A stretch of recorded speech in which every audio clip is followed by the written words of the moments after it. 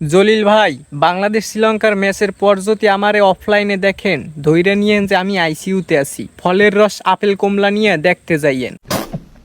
কারণ এইটুকু তো নিশ্চিত, বাংলাদেশ যদি জিতেও বিসি কান্দে না উঠাইয়া জিতবে না। যদি ইজি সহজ ম্যাচও থাকে, ওইটা জিতেও বাংলাদেশ বিসি কান্দে অবশ্যই উঠাইবে। তবে একটা ব্যাপার হলো, আজকে যদি বাঙালি হাইরেই যায়, মনে কোনো আফসোস নাই, মনে কোনো কষ্ট নাই। দুঃখ আর কষ্ট এইটা কি এখন আর কষ্ট মনে হয়? দুঃখ কষ্ট বাঙালি দিতে দিতে এইটা এখন ডাইল বেত হয়ে গেছে। 1 মাস 2 মাস অতিরিক্ত হইলে আরোই মাস, এইরকম মন মানসিকতা ভালো থাকে, মুড ভালো থাকে।